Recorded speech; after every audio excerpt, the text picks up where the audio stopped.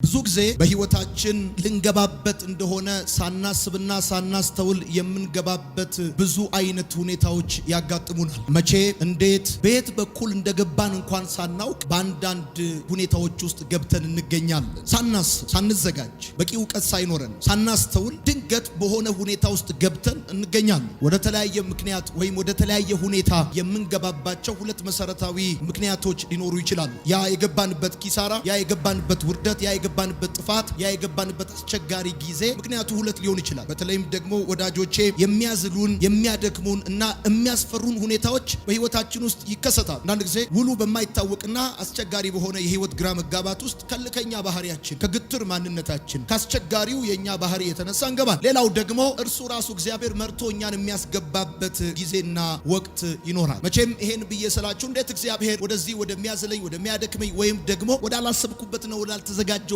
ጉዳይ እንዴት እግዚአብሔር ሊያስገባኝ ይችላል የሚል ጥያቄ ሊኖርባችሁ እንደሚችል አስባለሁ። ወዳጆቼ እግዚአብሔር ሁል ጊዜ በከፍታ ብቻ ይመራኛል ብላችሁ ማሰብ ሞኝነት ነው። ሁል ጊዜ እግዚአብሔር ከናንተ ጋር ስለሆነ እግዚአብሔር በከፍታ ብቻ ይመራኛል ብላችሁ እንዳታስቡ። በሞት ጥላ ሸለቆ ውስጥ ብሄድ እንኳን ብሎ መዝሙረኛው ይናገራል። እንደምታውቁት እግዚአብሔር አምላክ ሰዎችን በሞት ጥላ ሸለቆ ውስጥ እንኳን ሊመራቸው እንደሚችል መጽሐፉ ይናገራል። ዘማሪው ወይም መዝሙረኛው በሞት ጥላ ሸለቆ ውስጥ ብሄድ እንኳን እንጂ ያለው እዛ ብቀር አይልም፣ እዛ ቀራለሁ አይልም። ብሄር ነው ያለው፣ አልፋለሁ ነው እንጂ ያለው እዛ ሞታለሁ እዛ ቀራለሁ ምናምን ብሎ አይልም። ዋናውና ደስ የሚለው ቆንጆ ልብን የሚያሳርፈው ጉዳይ ይሄ ነው። እግዚአብሔር እየመራችሁ የገባችሁበት ሁኔታ ውስጥ አትቀሩም። እግዚአብሔር እየመራችሁ የገባችሁበት ሁኔታ ውስጥ አትሞቱም። የእግዚአብሔር መሪነት፣ የእግዚአብሔር አብሮነት፣ የእግዚአብሔር አምላክነት እናንተን ወስዶ በከተታችሁ በዛ ጉዳይ ውስጥ ይገርማችኋል። እንደው ለጥቂት ጊዜ የልቡን ሐሳብ ሊያጫውታችሁ ያሳልፋችሁና ያስገባችሁ ይሆናል እንጂ እዛ መቀበሪያችሁ ይሆናል፣ መሞቻችሁ ይሆናል፣ ማፈሪያችሁ ይሆናል ማለት አይደለም። እና አንዳንድ ጊዜ እግዚአብሔር በሸለቆ ውስጥ፣ በቫሊ ውስጥ፣ በአስቸጋሪ ሁኔታ ውስጥ፣ ባልተዘጋጃችሁበት ሁኔታ ውስጥ እግዚአብሔር ሊያሳልፋችሁና ሊያስገባችሁ ይችላል። ምክንያቱም እዛ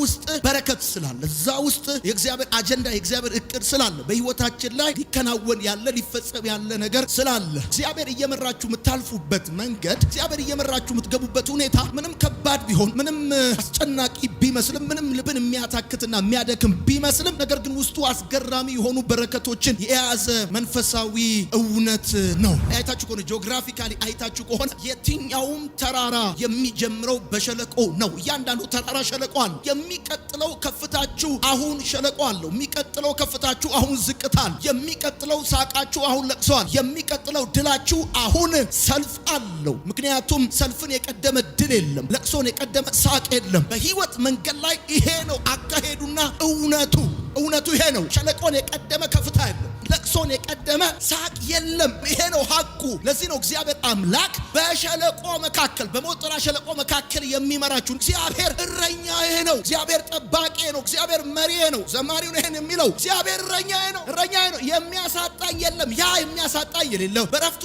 ዘንድ የሚመራኝ፣ ነፍሴን የሚመልሳት አባትነቱ፣ እረኛነቱ፣ አምላክነቱ ለኔ የሚያሳጣኝ ነገር ባለመኖሩ ብቻ ሳይሆን፣ ነፍሴን በመመለስ ብቻ ሳይሆን፣ የረጋ ውሃ የተረጋጋ ነገር ባለበት ብቻ ሳይሆን፣ በሞት ጥላ ሸለቆ እንኳን አንዳንዴ ሊመራኝ ይችላል። ምክንያቱም የሚቀጥለው የተራራው ከፍታ የሚጀምረው አሁን እናንተ በምትገቡበት በዛ የሞት ጥላ ሸለቆ ስለሆነ፣ አሁን ላይ በሞት ጥላ ሸለቆ ውስጥ እያለፋችሁ ያላችሁ፣ በአስፈሪ ሁኔታ ውስጥ እያለፋችሁ ያላችሁ፣ አሁን ላይ ሳታስቡበትና ሳትዘጋጁበት የሆነ ሁኔታ ውስጥ ገብታችሁ ራሳችሁን ያገኛችሁ ሰዎች ካላችሁ፣ ይሄ እግዚአብሔር አምላክ በህይወታችሁ ላይ እንደዚህ የሚል ድምፅና ቃል ነው ወደ እናንተ የሚያመጣው። ይሄ አሁን እናንተ ያላችሁበትና የምታልፉበት ጉዳይ የሚቀጥለው ከፍታችሁ፣ የሚቀጥለው ተራራችሁ፣ የሚቀጥለው የህይወታችሁ ክላይማክስ መጀመሪያ ነው።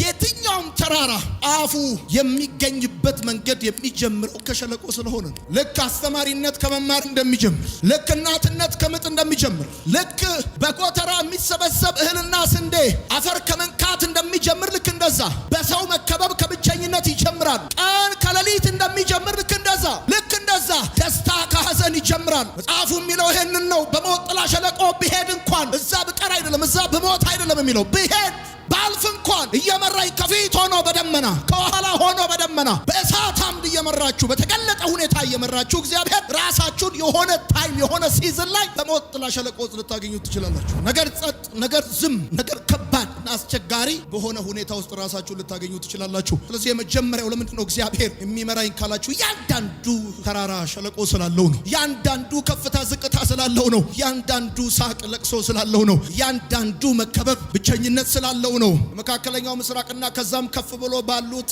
መልክዓ ምድሮች ላይ ዊንተር በሚሆንበት ጊዜ የተራራዎቹ ጫፎች በበረዶ ይሸፈናል። በከባድ ብርድ ይሞላል። በከባድ ብርድ ደመና በበረዶ ይሸፈናል። ስለዚህ እረኛው አዋቂ ነው። እረኛው በደንብ ያውቃል። ያ ከባድ ሲዝን፣ ያ የበረዶ ሲዝን፣ ያ የብርድ ጊዜ በእንደዛ አይነት ሁኔታ ስለማይታለፍ ወደ ታችኛው የተራራው የሸለቆ ስፍራ ያወርዳቸዋል። አያችሁ፣ ወጣችሁ ብቻ ማታልፉ ሲዝን አለ። ገብታችሁ ምታልፉ ሲዝን አለ። ወጣችሁ ብቻ ማታልፉ ሲዝን አለ። ወርዳችሁ ምታልፉ ሲዝን አለ። ነገር ሁሉ ጊዜ በከፍታ አይታለፍም። ነገር ሁሉ ጊዜ ወጣ ብቻ አይታለፍም። አንዳንድ ጊዜ የሆኑ ሲዝኖችን ያሳልፍ ሲፈልግ አንዳንድ ሲዝኖች አሉ። በመግባት የሚታለፉ ሲዝኖች አሉ። በመውረድ የሚታለፉ ሲዝኖች አሉ።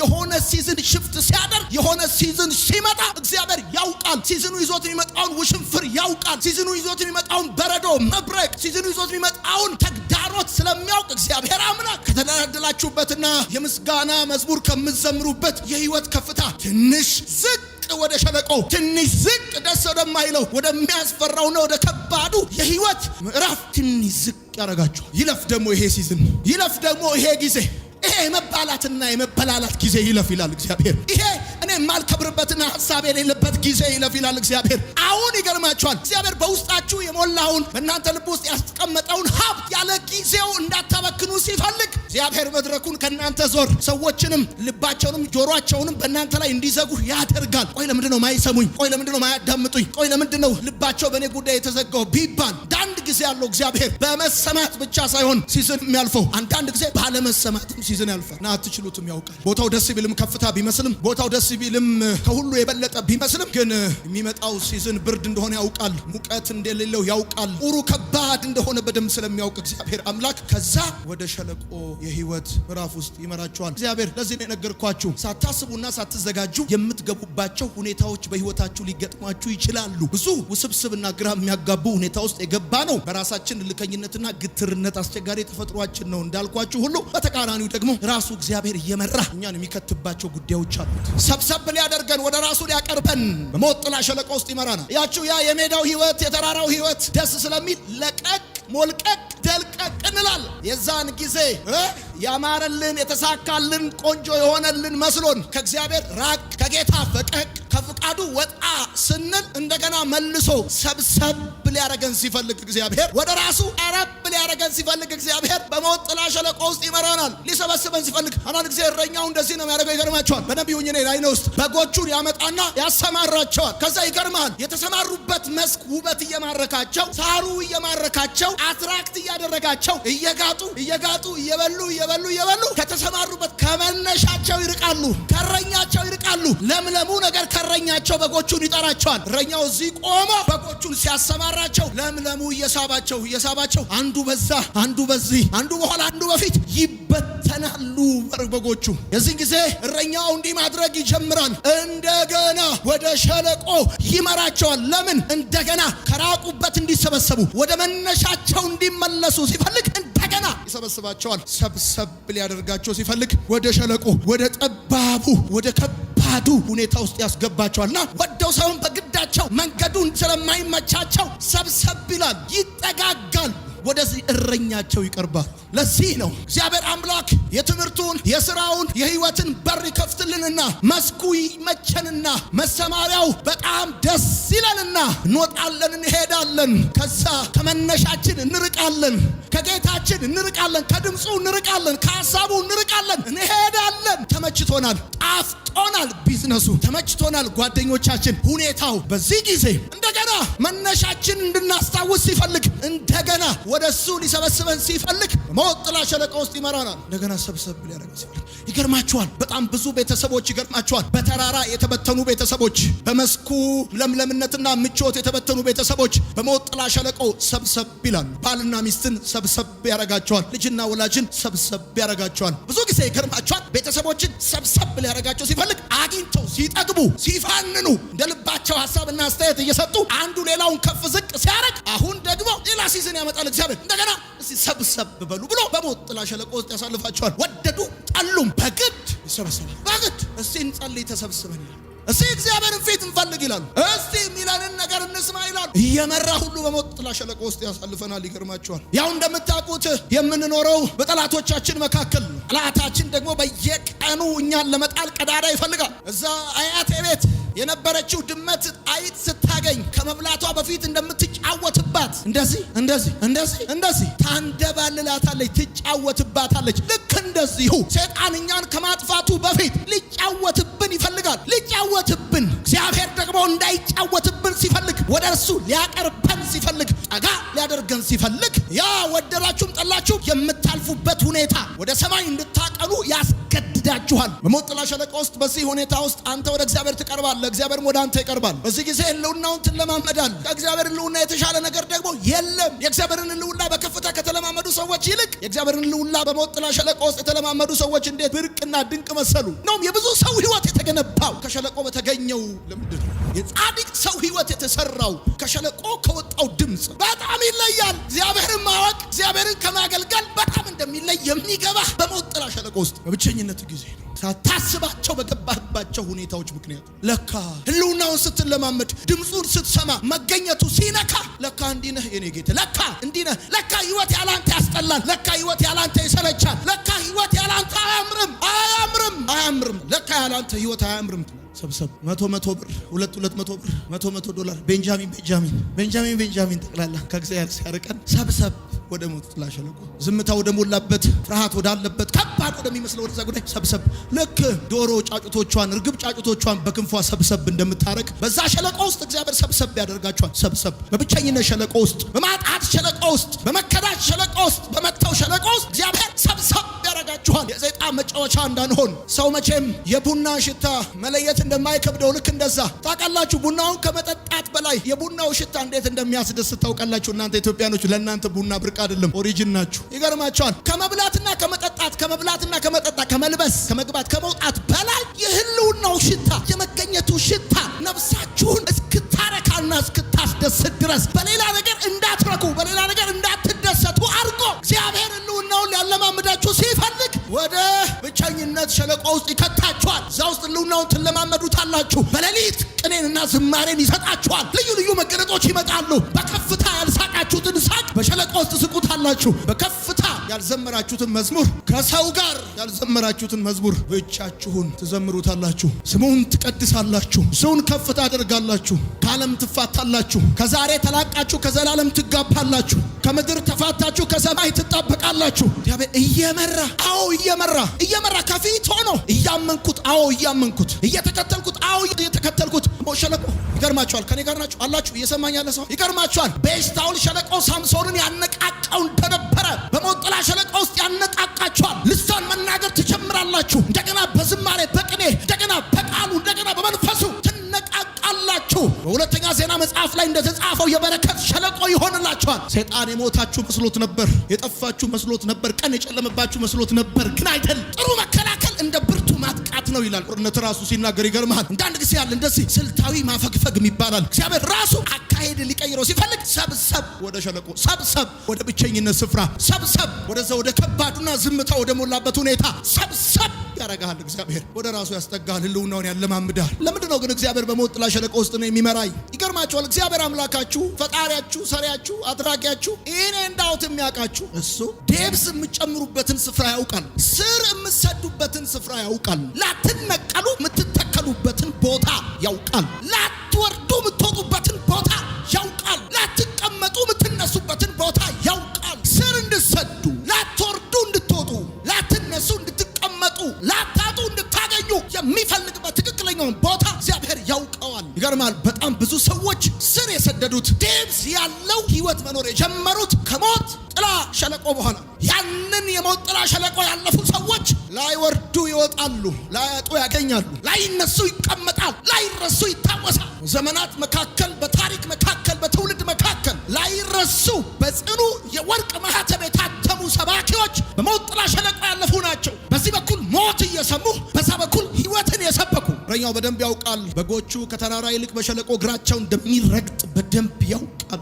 ይገርማችኋል። እንደውም ስለዚህ ነገር በደንብ ስታጠኑ እያንዳንዱ ተራራ ሸለቆ አለው ካልኳችሁ፣ ወደ ተራራው ጫፍ የሚወስደው ምቹ መንገድ የሚጀምረው ከሸለቆ ነው ካልኳችሁ፣ ይገርማችኋል በተራራና በተራራ መካከል ባለው ሸለቆ ውስጥ የሚመጣው ንፋስ ከባድ ነው። እንኳን ተራራና በተራራ መካከል ቀርቶ በቤት በር በመስኮት በኩል የሚመጣው ንፋስ እንኳን ከባድ ወስዶ በሞት ጥላ ሸለቆ ውስጥ ይከታቸውና በዛ መካከል የሚመጣው ንፋስ ወጀቡ ማዕበሉ ቀላል እንዳይመስል፣ በዛ ሁኔታ ውስጥ ግን ወደ ጌታቸው ተጠግተው ወደሱ ሰብሰብ ብለው ንፋሱንም ጨለማውንም ብቻኝነቱንም ሁኔታውንም አልፈውት ይሄዳሉ። እንዴት ብለካ ድምጹን እየሰሙ እግዚአብሔር አምላክ ብዙ ጊዜ ስለ ራሳችን ያለንን አመለካከት ሊያስተካክል ይፈልጋል። ስለ ራስ ያለህን አመለካከት ለማስተካከል ሲፈልግ እግዚአብሔር በሞት ጥላ ሸለቆ ውስጥ ይመራሃል። ልክ አሁን በየፌስቡኩ በየቲክቶኩ በየሚዲያው እየወጡ ሻሎም ሻሎም ብለው ወየውላችሁ እንደሚሉ ለራሳቸው የሆነ መልእክት የላቸውም። ኢሳይያስ ለራሱ መልእክት የለውም፣ ለሰው ወየውላችሁ ይላል።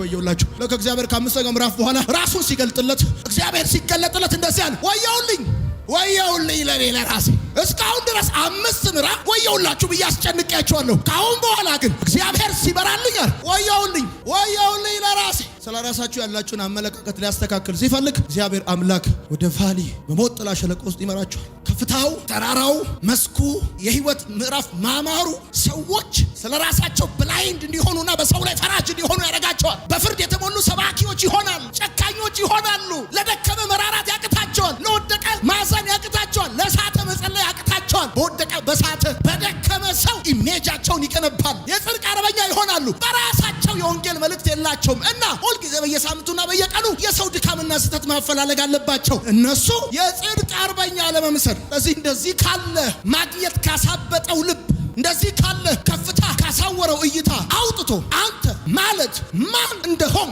ተደግፈ እንጂ መቆም በራስህ እንደማትችል፣ ታግዘ እንጂ አንድ ቀን በህይወት መሰንበት እንደማትችል፣ አንተ በትክክል ማን እንደሆንክ ሊያሳይ ሲፈልግ በሞት ጥላ ሸለቆ ይከትህና ከወየውላችሁ ወደ ወየውልኝ ይከታል። ይገርማል። የብዙዎቻችን እስራት በአንድ ቀን ስብከት አይቆራረጥም፣ አይሰባበርም፣ አይፈታም። ይገርማል። በሞት ጥላ ሸለቆ ውስጥ በየቀኑ በሚወርድብን ሰዓት ግን አላስፈላጊ ባህሪዎች ይሰባበራሉ። ሰውን የሚዋጋና የሚዋጥጠው ጉዳይ በጠቅላላ ይሰባበራል። ሰይጣን በጣም የሚፈራው ክርስቲያን ማን መሰለ? የመንፈሱን ሰይፍ የታጠቀ ሰው በጣም ይፈራል። ሊያስታጥቀን ሲፈልግ እግዚአብሔር አምላክ በሞት ጥላ ሸለቆ ውስጥ ይመራናል። ከከፍታው ዝቅ፣ ትንሽ ወረድ፣ ከሄድንበት መለስ፣ ከራቅንበት ጠጋ ሰብሰብ ያደርገናል። ለምን? ሊያስታጥቀን፣ ቃሉን ሊያስታጥቀን፣ መንፈሱን ሊያስታጥቀን፣ በግራና በቀኝ የምንወነጭፍ ሊያደርገን ሊያስታጥቀን ስለሚፈልግ፣ ሊመግበን ስለሚፈልግ፣ እንደገና አዲስ ሌላ የህይወት አቅጣጫ ሊመራን ስለሚፈልግ፣ ሌላ ከፍታ፣ ሌላ የህይወት መንገድ ላይ እንደገና እንድንወጣና ድል እንድናደርግለት ስለሚፈልግ፣ ሊያስታጥቀን ስለሚፈልግ መጽሐፍ ሲናገር እንደውም እንደዚህ ይላል፣ በዛ ስፍራ ለዳዊት ቀንድ አበቅልለታለሁ፣ ለመረጥኩት ብርሃን አበራለታለሁ።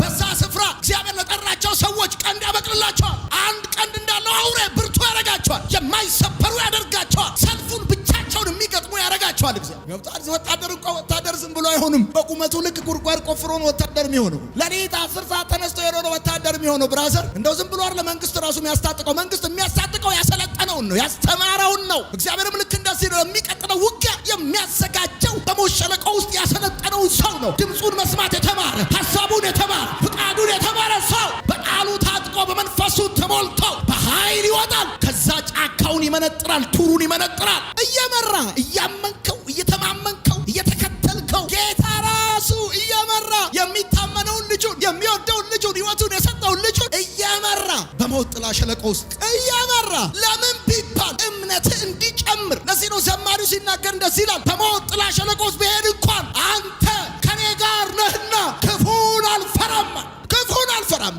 አንተ ከኔ ጋር እምነትህ እንዲጨምር፣ በሱ ላይ ያለህ መተማመን እንዲጨምር ሕዝቅኤል መጽሐፍ ላይ ሲናገር እንደዚህ ይላል፣ በጎቼንም ከብትሮቼ በታች አሳልፋቸዋል።